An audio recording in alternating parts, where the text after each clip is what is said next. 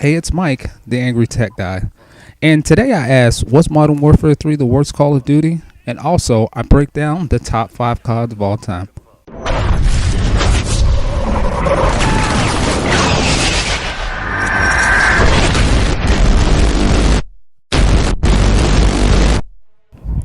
Alright, so today I'm playing Black Ops 2. I'm on standoff. I think I'm just going to run low kill streaks, sentry gun, the microwave dish, whatever that thing is called, I forget.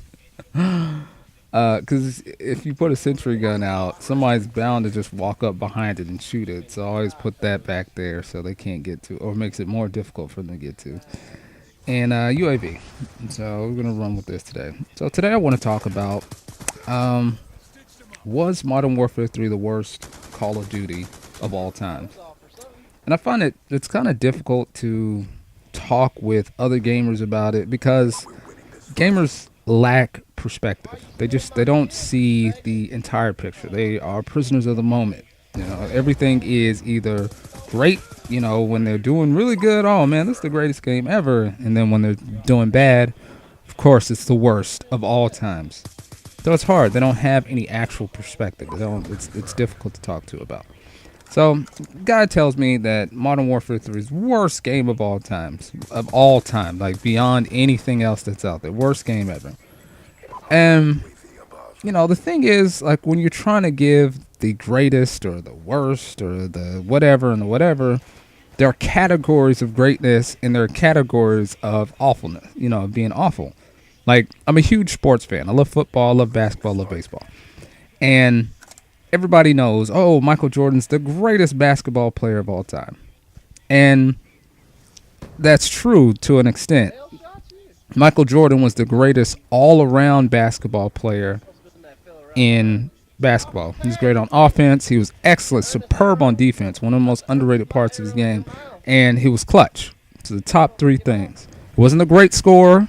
He could score. He wasn't a great scorer. And had he taken care of his body, he should have played for, 14, 15, 16, 17 years. But he lived hard. He partied hard. He was out of here. But anyway, and, and there's other ways to categorize greatness. George Gervin had 11 championships. So is he not better than Michael Jordan? Ultimately, he won the NBA championship 11 times. Kareem Abdul-Jabbar scored more points than Michael Jordan.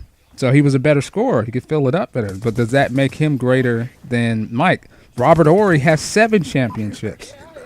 So does that make him better than that? And that's what I'm trying to say is there are different categories of greatness, when you come in to talk about that.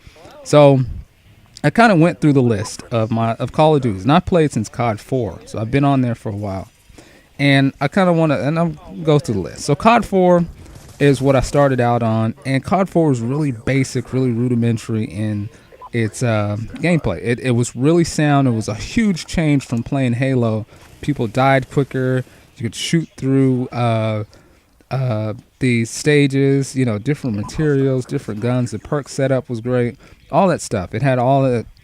The downside to it was that the stages were kind of small. There was no DLC for Call of Duty 4. So, you were stuck on the same stages. The stages were small, and there tended to be a lot of spawn camping. People, they would spawn you close to the action, so you would die immediately after and all that stuff. So enter World at War. And World at War was Treyarch, of course. And World at War had absolutely sound mechanics. It was a fun game.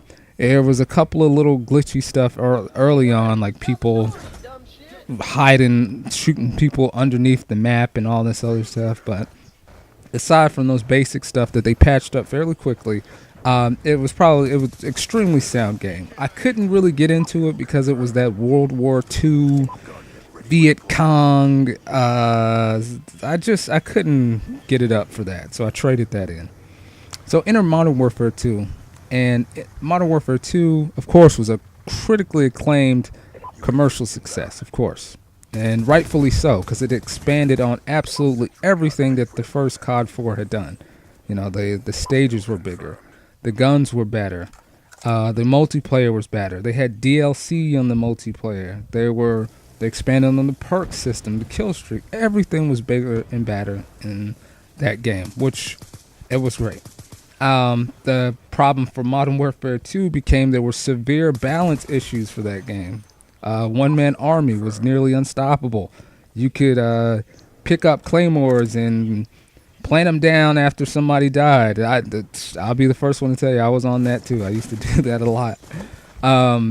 The stages were unbalanced. Like there were parts of the stage where you could just shoot lob noob tube grenades across the stage and, you know, kill people. Look it up online. There's a guy that got a nuke in like first 5 seconds of the game. So, I mean, there were huge parts, huge balance issues in that game. And then it became a humongous hack fest towards the end as well. You know, I played one game where I got in, I killed a guy, I went to reload, and the reload animation never showed, but the counter reset at the bottom of the screen. So I ended up getting killed by a guy, and when I watched the kill cam, the guy's standing in the hangar looking through a wall, and I'm glowing hot red with the target fighter diamond on me, and this is before the target finder was out. This is Modern Warfare 2 and all that stuff.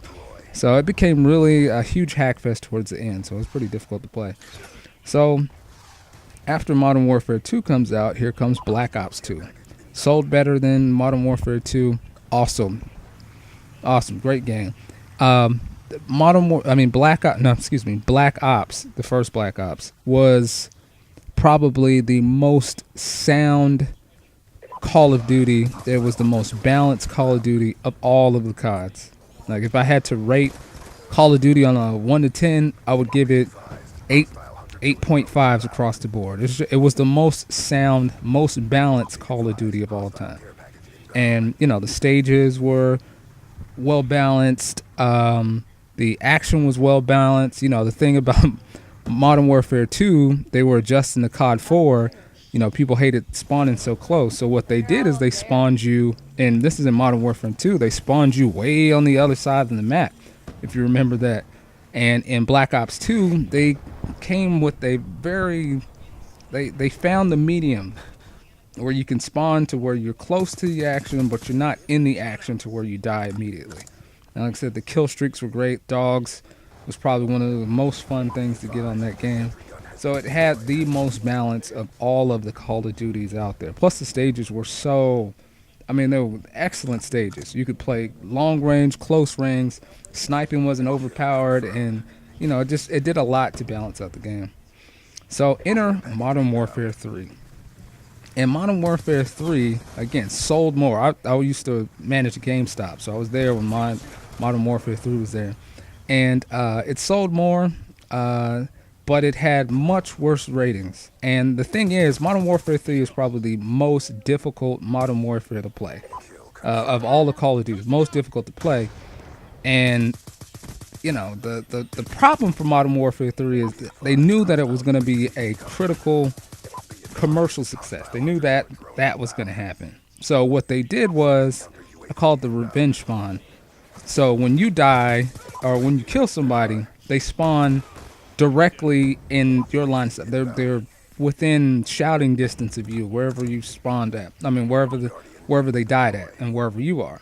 So I think they went the route of trying to make the game accessible for more people, which led to the game being much more difficult it led to people that were less skilled being able to kill people, and people that were more skilled, it became much more of a challenge for them to play effectively in that game, because you had to fight against the spawn system. But the thing about Modern Warfare 3 was that Modern Warfare 3 had sound mechanics. Like the controls were responsive, the gameplay was fluid. I mean, if you put that engine on any other game out there, it would have been, you know, a top tier game. It was just in the multiplayer, the spawn system was so fundamentally flawed in the game that it made it extremely difficult to play, you know, and you had to really really focus and play the game in order to enjoy, to do well, which made it unenjoyable. So was it the worst? No. Was it probably the most difficult? Yes, definitely so.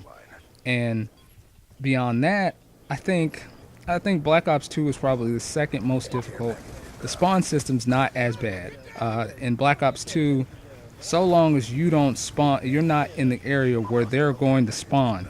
Like your back's not turned to where their spawn is, then you're in decent shape. If you look, like one thing I do is I'll look in the direction where I think they're gonna spawn, and that'll help save you from the spawn camp. I mean the spawn death.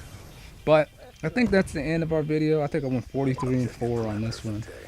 I want to hear you guys' opinion on that. Which one do you think was the worst? Was Modern Warfare 3 the worst game out there? And as always, this is Mike, the Angry Tech Guy, and I will talk to you guys later.